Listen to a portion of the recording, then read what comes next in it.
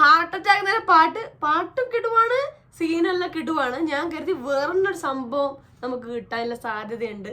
പക്ഷെ ബേബി എന്നുള്ള പാട്ട് ആ ഒരു സിനിമക്ക് ഇട്ടൊരു അടിയാണ്. ബേബി കേട്ടപ്പം മൊത്തം ഒരു ഡൗൺ ഫീലിംഗ് ആണ് ഉണ്ടായത്. ട്രെയിലർ കണ്ടപ്പോൾ കുഴപ്പമില്ല എന്നുള്ളൊരു മീറ്റർ ആയിരുന്നു. പക്ഷെ ജിത്തു മാധവന്റെ തിരക്കഥ, നമ്മൾ ആവേശം തിരക്കഥ സംവിധാനം ചെയ്ത ജിത്തു മാധവന്റെ തിരക്കഥ മോശമാവില്ല എന്നുള്ള പ്രതീക്ഷ ഉണ്ടായിരുന്നു. ജിത്തു മാധവൻ തിരക്കഥ എഴുതി ശ്രീജിത്ത് ബാബു സംവിധാനം ചെയ്ത് നമ്മൾ അമ്പാൻ, സജിൻ ഗോപു, അനശ്വരയും പ്രധാന കഥാപാത്രമായി എത്തിയ പൈങ്കിളിനെ കുറിച്ച് പറയാനാണ് ഞാൻ വന്നിട്ടുള്ളത്.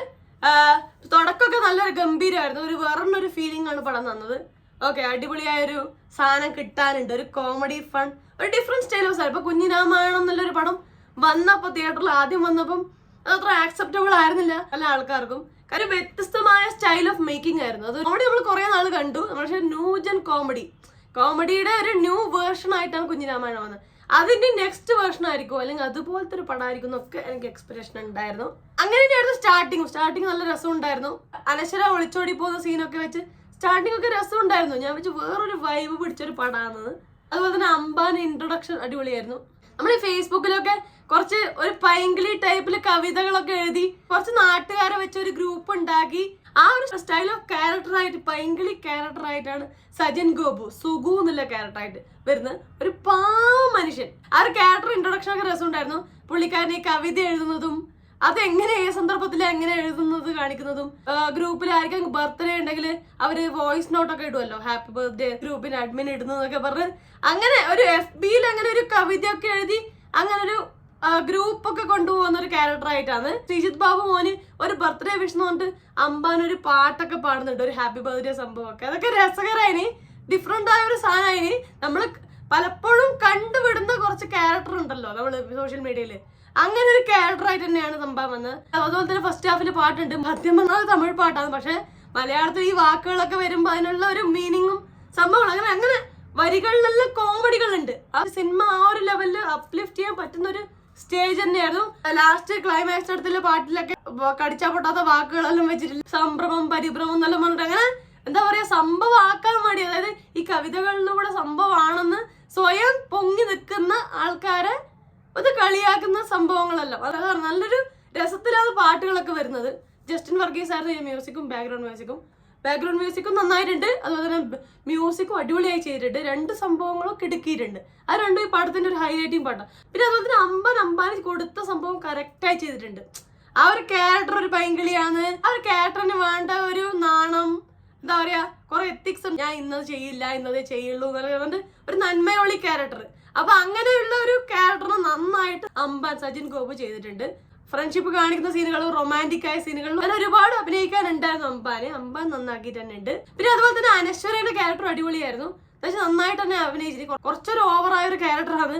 അതിനെ കുറച്ചധികം ഓവറാക്കിയത് വളരെ കൊളാവുന്ന ഒരു ക്യാരക്ടറാണ്. അത് നല്ല അടിപൊളിയായി പിടിച്ച് ചെയ്തിട്ടുണ്ട്. പിന്നെ അതുപോലെ തന്നെ ജിസ്മൊക്കെ കുറച്ച് വലിയ ക്യാരക്ടറാണ്, ജിസ്മയും നന്നാക്കിയിട്ടുണ്ട്. പിന്നെ അതുപോലെ തന്നെ ചന്തു സലീം കുമാർ നന്നാക്കിയിട്ടുണ്ട്. പിന്നെ നമ്മളെ ആവേശത്തിലെ 3 പിള്ളർമാരില് ഒരു ചെക്കൻ ഉണ്ടായിരുന്നല്ലോ, ആ ചെക്കനുണ്ട് ഇവരെ അമ്പാന്റെ ഫ്രണ്ട് ആയിട്ട്, അവനും നന്നായിട്ടുണ്ട്. പാച്ചു എന്നുള്ള ക്യാരക്ടറിൽ അബു സലീമാണ് അമ്പാന്റെ അച്ഛനായിട്ട് വരുന്നത്, നന്നാക്കിയിട്ടുണ്ട്. എന്ന് വെച്ചാൽ ഒരു ഉപദേശി അച്ഛനാണ്. കണ്ടതിനും കേട്ടതിനും എല്ലാത്തിനും അത് ചെയ്യണം, ഇത് ചെയ്യും, ഇങ്ങനെ ചെയ്യും അങ്ങനെ ചെയ്യുന്ന പറയുന്ന ഒരു അച്ഛനാണ്. കൊല്ല കോമഡിയാണ് പടം, മൊത്തം ഒരു കോമഡി ട്രാക്കിലാണ്. അതുപോലെ തന്നെ അമ്മയായിട്ട് അഭിനയിച്ചത് കുടുംബശ്രീയിലൊക്കെ പോയി ഒരു സാധാരണ അമ്മ എന്ന് വെച്ചാൽ ഒരു ആൾക്കാർ കാണുമ്പോൾ ഓവർ ആക്ടിങ് ഒക്കെ ചെയ്യുന്ന സാധാരണ അമ്മ, അവർ നന്നാക്കിയിട്ടുണ്ട്. പിന്നെ അതുപോലെ റിയാസ് ഖാൻ ഉണ്ട്, നന്നായിട്ടുണ്ട്. റിയാസ് ഖാനെ കൂടെ അഭിനയിച്ച 2 പേര് അത്ര നന്നായിട്ടില്ല. പിന്നെയുള്ള പോസിറ്റീവ് എന്ന് വെച്ചാൽ സിനിമയുടെ ഫസ്റ്റ് ഹാഫിന് പകുതി വരെ ഓക്കെ ആയിരുന്നു, വാച്ചബിൾ ആയിരുന്നു. കാരണം ഇവർക്ക് ഇൻട്രോ ഭാഗങ്ങളൊക്കെ രസകരമായിരുന്നു. സെക്കൻഡ് ഹാഫ് കുഴപ്പമില്ലായിരുന്നു. ഇനി മോശം പാർട്ട് പറഞ്ഞാൽ ഈ ഫസ്റ്റ് ഹാഫിന് സെക്കൻഡ് ഹാഫിന് ഇടയിലുള്ള കുറച്ച് പോർഷൻസ് ഉണ്ട്, ഭയങ്കര ചളിയായിരുന്നു. എന്നുവെച്ചാൽ കോമഡി ആക്കാനാണ് ശ്രമിച്ചത്, പക്ഷെ ചളിയായി പോയി. ഈ സിനിമയുടെ ഒരു വൻ നെഗറ്റീവായി തോന്നിയത് ഇതിന്റെ ഡയറക്ഷനാണ്.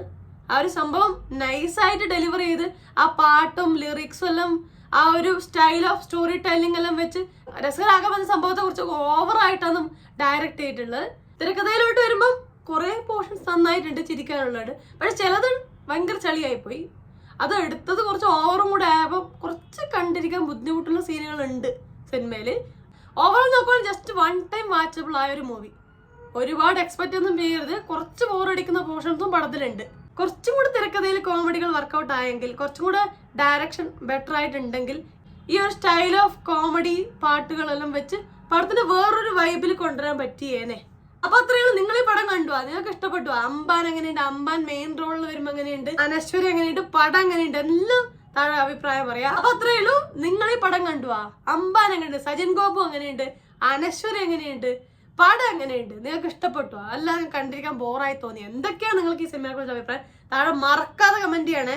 അപ്പൊ വീഡിയോ ലൈക്ക് ചെയ്യുക, സബ്സ്ക്രൈബ് ചെയ്ത് സപ്പോർട്ട് ചെയ്യുക, ഷെയർ ചെയ്യുക, കമന്റ് ചെയ്യുക. കമന്റും ലൈക്കും പോരട്ടെ, നിങ്ങളുടെ അഭിപ്രായങ്ങൾ എന്താണോ അറിയാൻ ഞാൻ വെയിറ്റ് ചെയ്യാണ്.